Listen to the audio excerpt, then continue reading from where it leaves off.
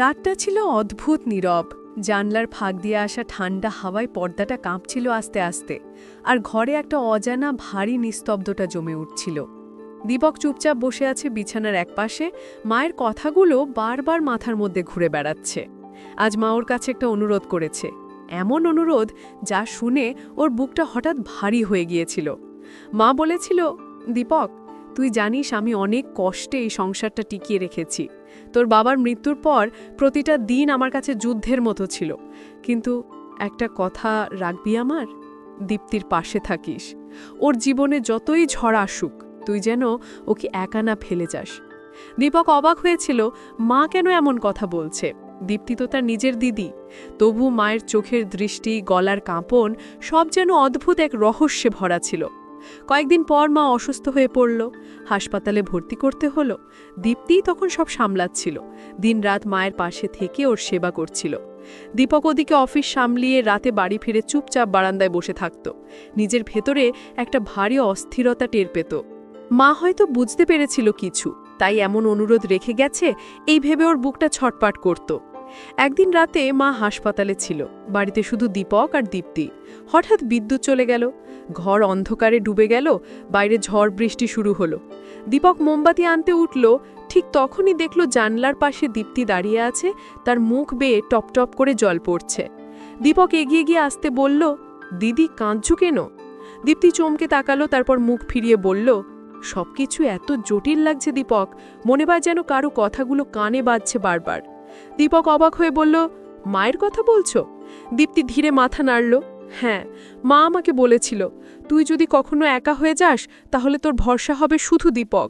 মা বুঝে গিয়েছিল সমাজের চোখে আমি হয়তো নিজের মতো করে বাঁচতে পারবো না। মা চেয়েছিল তুই আমার পাশে থাকিস, যেভাবেই হোক। দীপক কিছু বলতে পারল না, শুধু ওর বুকের ভেতরটা হঠাৎ ভারী হয়ে উঠল। বাইরে মুষলধারে বৃষ্টি পড়ছে, বজ্রপাতের আলোয় মুহূর্তের জন্য দীপ্তির মুখটা স্পষ্ট দেখা গেল, চোখে অদ্ভুত একটা ভয়ের ছাপ। সেই রাত থেকে সবকিছু ধীরে ধীরে বদলে যেতে শুরু করল। দীপক আর দীপ্তি দুজনেই চুপচাপ হয়ে গেল, কিন্তু তাদের মাঝে নীরবতা যেন আরও ঘন হতে লাগল। তারা একে অপরের কাছ থেকে দূরে যেতে চাইলেও পারল না। দীপ্তির বিয়ের পর যে মানুষটা তার জীবনে এসেছিল সে ওকে বুঝতে পারেনি, সম্মান দেয়নি। আর দীপক নিজের মায়ের শেষ অনুরোধের ভার নিয়ে প্রতিদিন একটু একটু করে ভেতরে ভেঙে পড়ছিল। মা চলে যাওয়ার পর বাড়িটা আরও খাকা হয়ে গেল। চারপাশের মানুষের দৃষ্টি, কথাবার্তা সবকিছুই যেন একটা ছায়ার মতো ওদের উপর ঝুলে রইল। রাতে যখন বাড়ি নিস্তব্ধ থাকে, দীপক মনে করে মায়ের কণ্ঠস্বর এখনও যেন কোথাও ভেসে আসে, দীপক, ওর পাশে থাকিস, ওকে একা ফেলিস না। সেই এক বাক্য ওর জীবনের সবচেয়ে বড় শৃঙ্খল হয়ে গেছে। দীপ্তিও চুপচাপ, কিন্তু মাঝে মাঝে ওর চোখে এমন এক আকুলতা দেখা যায় যা দীপককে গভীরভাবে নাড়া দেয়। তারা দুজনেই জানে এই সম্পর্ক সমাজ বোঝে না, তবু এই অদৃশ্য বন্ধন তাদের ভেতরে জড়িয়ে রেখেছে এক অজানা দায় আর অপরাধ বোধে। বাইরে বৃষ্টি থেমে গেছে, কিন্তু ঘরের ভেতর এখনও এক অদ্ভুত ভারী নীরবতা। দীপ্তি মোমবাতির আলোয় তাকিয়ে বলে, দীপক, মা যদি আজ বেঁচে থাকতো হয়তো সবকিছু আলাদা হতো। দীপক কোনো উত্তর দেয় না, শুধু নিঃশব্দে জানলার বাইরে তাকিয়ে থাকে, যেখানে অন্ধকারে এখনও বৃষ্টির গন্ধ মিশে আছে মায়ের সেই শেষ অনুরোধের মতো। রাত গড়িয়ে ভোর হলো, কিন্তু দীপকের চোখে ঘুম আসেনি এক মুহূর্তেও। জানলার ফাঁক দিয়ে আসা সূর্যের আলোয় ঘরটা হালকা উজ্জ্বল হয়ে উঠলেও তার ভেতরটা যেন আরও অন্ধকার হয়ে আছে। চায়ের কাপ হাতে নিয়ে সে চুপচাপ বসে আছে। মনে হচ্ছে কিছু একটা ধীরে ধীরে তার বুকের ভেতর গেঁথে যাচ্ছে, যেন একটা ভারী পাথর চেপে আছে বুকে। ঠিক তখনই দরজার সামনে দীপ্তি এসে দাঁড়ালো, গায়ে হালকা সাদা শাড়ি, চুলে কোনো আঁচড় নেই, চোখ দুটো লাল। দীপক চা নামিয়ে রাখল, ধীরে বলল, রাতের ঘুম হয়নি? দীপ্তি আস্তে মাথা নাড়ল, তারপর নিচু গলায় বলল, তুই জানিস দীপক, আমি গতরাতে ঘুমোতে পারিনি। মনে হচ্ছিল মা ঠিক আমার পাশে বসে আছে, আমি ওর গলার আওয়াজ শুনতে পাচ্ছিলাম। দীপক থমকে গেল, কিছুক্ষণ চুপ থেকে বলল, কি বলছিল মা? দীপ্তি চোখ নামিয়ে ভিড়ে বলল, ওই একই কথা, দীপককে বিশ্বাস কর, ও তোর পাশে আছে। কিন্তু জানিস, আমি এখন ভয় পাচ্ছি। মা কেন এমন বলেছিল বারবার? দীপক কোনো উত্তর দিতে পারল না। ভেতরে কোথাও একটা ধাক্কা লাগলো, মনে পড়ল মায়ের মৃত্যুর আগে ওর চোখে যে ভয় ছিল সেটা হয়তো শুধু মৃত্যু ভয় ছিল না, ছিল আরও গভীর কিছু। দীপ্তি উঠে চলে গেল রান্নাঘরের দিকে, আর দীপক চুপচাপ মায়ের ছবিটার দিকে তাকিয়ে রইল। ফ্রেমের ভিতরে হাসি মুখের মানুষটা যেন তাকিয়েই আছে ওদের দিকে একটা অদ্ভুত দৃষ্টিতে। দিন গড়িয়ে দুপুর এলো, বাড়িটা একেবারে নিস্তব্ধ। দীপক অফিসে যাওয়ার প্রস্তুতি নিচ্ছিল, হঠাৎ পিছন থেকে দীপ্তির গলা শোনা গেল, দীপক, আজ অফিসে যাবি? দীপক পেছন ফিরে তাকালো। দীপ্তি জানলার পাশে দাঁড়িয়ে আছে, মুখে হালকা অচেনা হাসি। আমার ভয় করছে আজ, মা স্বপ্নে দীপক কপাল কুঁচকে বলল, স্বপ্নে? এবার কি বলল? দীপ্তি গভীর নিঃশ্বাস নিয়ে বলল, আমার কাছের মানুষই নাকি আমার সবচেয়ে বড় বিপদ। আমি জানি না মা কি বোঝাতে চেয়েছে। দীপকের বুকের ভেতরটা কেঁপে উঠল।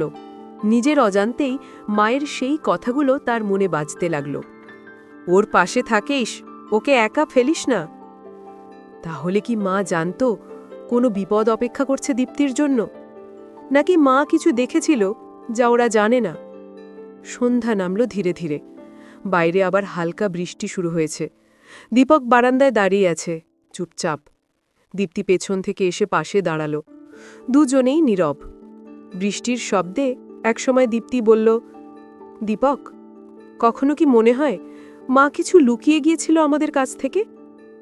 দীপক চোখ নামিয়ে বলল, মা সারা জীবন লুকিয়ে বেঁচেছে দিদি। বাবার মৃত্যুর পর অনেক কিছু একা সামলেছে, কিন্তু হয়তো আমাদের কিছুই বলেনি। দীপ্তি তাকিয়ে রইল দীপকের মুখের দিকে।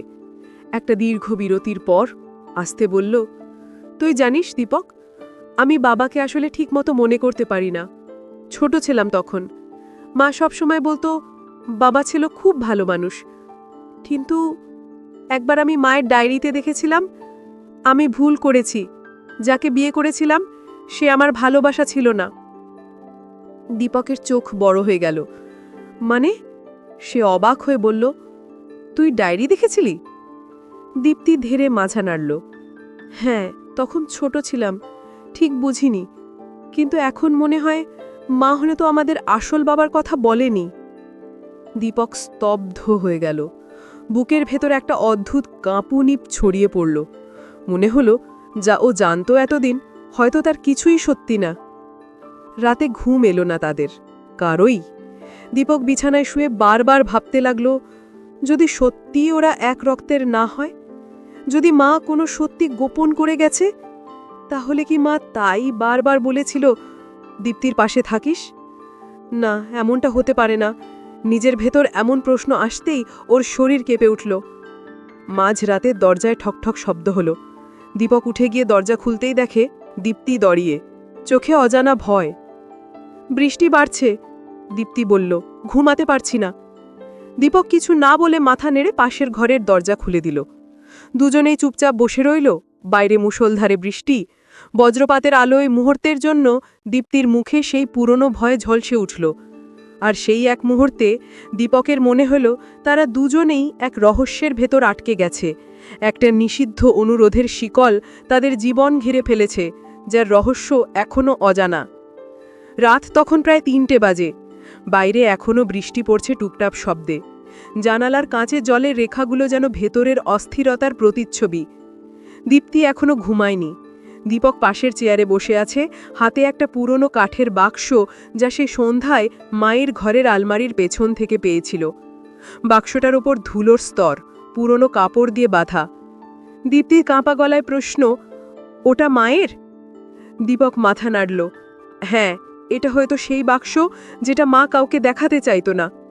ধীরে ধীরে দড়িটা খুলতেই একগাদা পুরনো কাগজ, কিছু পুরনো চিঠি আর একটা মোটা খাতার মতো ডায়েরি বেরিয়ে এলো। ডায়েরির প্রথম পাতায় লেখা, যদি কোনোদিন আমার সন্তানরাই লেখা পায় তবে জেনে নিও আমি যা করেছি। দুজনেই একে অপরের দিকে তাকালো। দীপ্তির ঠোঁট কাঁপছে। দীপক, দুই পর। দীপক বুকের ভেতরটা শক্ত করে ডায়েরি খুলল। পাতার পর পাতা শব্দে নিস্তব্ধ ঘরটা কেঁপে উঠল। মায়ের হাতের লেখা, আমি রীতা। আমার জীবনের সবচেয়ে বড় পাপ হলো ভালোবাসা। আমি ভালোবেসেছিলাম এমন একজনকে যাকে সমাজ মেনে নেবে না, কিন্তু ও ছাড়া আমি বাঁচতে পারতাম না। আমার সন্তানরা জানবে তাদের জন্ম কোনো অপরাধ নয়। দীপ্তির চোখে জল জমল। কাপা কাপা গলায় বলল, মানে কি মা অন্য কাউকে ভালোবাসত, বাবা নয়? দীপক কিছু বলল না, শুধু পাতা উল্টাতে লাগল। হঠাৎ এক জায়গায় এসে হাত থেমে গেল। পাতায় লেখা, আমি আজ সিদ্ধান্ত নিয়েছি দীপককে সত্যিটা বলবো না। ও জানলে হয়তো ঘৃণা করবে আমাকে, কিন্তু সত্যিটা হলো ওর জন্ম দীপ্তির বাবার নয়। দীপ্তি শ্বাসরুদ্ধ হয়ে গেল। মানে? সে চিৎকার করে উঠল। মানে কি দীপক তুই? বাক্য শেষ করতে পারল না। দীপকের মাথা ঝিমঝিম করছে, বুকের ভেতর রক্ত যেন জমে উঠছে। তাহলে আমরা? তার গলা ভারী হয়ে এলো। দীপ্তি বসে পড়ল মেঝেতে, দুই হাত মুখে। আমরা তো ভাই বোন না। এই এক বাক্যে যেন পুরো পৃথিবী উল্টে গেল। দীপক নিঃশব্দে দাঁড়িয়ে রইল। মায়ের সেই হাসিমুখ ছবিটার দিকে তাকিয়ে বলল, তুমি আমাদের এমন করে গেলে মা। এরপর আর কেউ কিছু বলল না। বৃষ্টির শব্দের নিচে কেবল নিঃশব্দ কান্না। সকাল হলেই তারা একসাথে থানায় যাবে ঠিক করেছিল, কিন্তু সকালে যখন দীপক ঘুম থেকে উঠল তখন দীপ্তি বিছানায় নেই। জানালার পাশে শুধু একটা নোট। আমি এখন বুঝেছি মা কেন বলতো, আমার সবচেয়ে কাছের মানুষই আমার বিপদ। আমি যাচ্ছি, ফিরে আসবো কিনা জানি না, আমার খোঁজ করো না। দীপক চিঠিটা হাতে নিয়ে জানালার দিকে তাকিয়ে রইল। বৃষ্টি থেমেছে, কিন্তু মেঘের নিচে যেন সূর্যটা আর উঠতে চাইছে না। নিচের রাস্তায় মানুষের ভিড়, গাড়ির হর্ন, জীবনের শব্দ, সবকিছু চলছেই, কিন্তু দীপকের ভেতরে কিছু একটা চিরদিনের জন্য থেমে গেছে। সে আলমারির দিকে এগিয়ে গিয়ে আবার সেই বাক্সটা খুলল। শেষ পাতাটা পড়ল। যদি আমি না থাকি, আমার সন্তানরা যেন জানে ভালোবাসা পাপ নয়, কিন্তু ভুল সময় জন্মালে তা শাস্তি হয়ে যায়। দীপক ডায়েরিটা বুকে চেপে বসে রইল। চোখের জল আর কণ্ঠের নিঃশ্বাস এক হয়ে গিয়েছে। ঘড়ির কাঁটা ঘুরছে, কিন্তু ওর সময় যেন থেমে গেছে সেই রাতেই, যেদিন মা চুপচাপ চলে গিয়েছিলেন, নিজের সঙ্গে এমন এক সত্য লুকিয়ে যা ওদের জীবনকে চিরদিনের মতো বদলে দিয়েছে। রাতের আকাশে এখনো মেঘ জমে আছে, বাতাসে শীতলা স্পর্শ। দীপক জানালার পাশে দাঁড়িয়ে তাকাচ্ছে, বুকের মধ্যে অদ্ভুত একটা ভার। হঠাৎ দূর থেকে একটি পরিচিত গাড়ির হর্ন শোনা যায়। দীপ্তি এসে দরজায় ঘরে দাঁড়িয়ে বলল, দীপক, আমি ফিরে এসেছি। দীপক ধীরে করে মাথা নাড়িয়ে বলল, দিদি, কোথা থেকে? দীপ্তি চুপচাপ এগিয়ে এসে বলল, সব কিছু জানতে চাই, সব সত্য। মা আমাদের যা লুকিয়ে রেখেছিল, আমি আজ জানতে চাই। দীপক একটি নিঃশ্বাস নিয়ে ডায়েরি খুলে হাতে ধরল। দিদি, মা যে সত্যটা লুকিয়ে রেখেছিল, ওর উদ্দেশ্য ছিল আমাদের রক্ষা করা। সত্যি ভয়ঙ্কর, কিন্তু এটা আমাদের জীবনকে বদলে দেবে। দীপ্তি চোখ বড় করে তাকালো। ভয়ঙ্কর? কি সত্য? দীপক ধীরে ধীরে পড়তে শুরু করল। মায়ের ডায়েরিতে লেখা, আমি চাইনি আমাদের সন্তানরা ভুল পথে হোক। জীবনের অনেক অভিজ্ঞতা তারা নিজে থেকে শিখুক। তবে আমার মৃত্যু পর্যন্ত আমি সত্যিটা লুকিয়েছি, যেন কোনো বিপদ না আসে। দীপ্তি শুনতে শুনতে বুক চেপে ধরল, চোখে জল। মানে, আমরা বিপদে ছিলাম?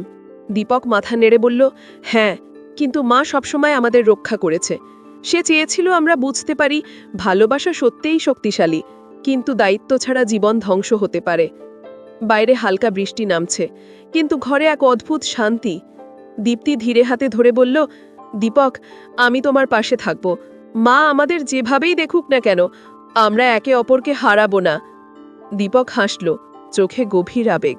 দিদি, আমরা একসাথে সবকিছু মোকাবিলা করব। মা চাইতো আমরা শক্তিশালী হই, ভয়কে জয় করি। দুজন চুপচাপ একে অপরের দিকে তাকিয়ে রইল। জানালার বাইরে হালকা রোদ ফুটছে, নিঃশব্দ বাতাসে যেন মায়ের হাসির প্রতিধ্বনি। সেদিন থেকে দীপক ও দীপ্তি একে অপরের পাশে দাঁড়িয়ে নতুন জীবন শুরু করল, পুরনো রহস্য ও ভয়কে অতিক্রম করে, ভালোবাসা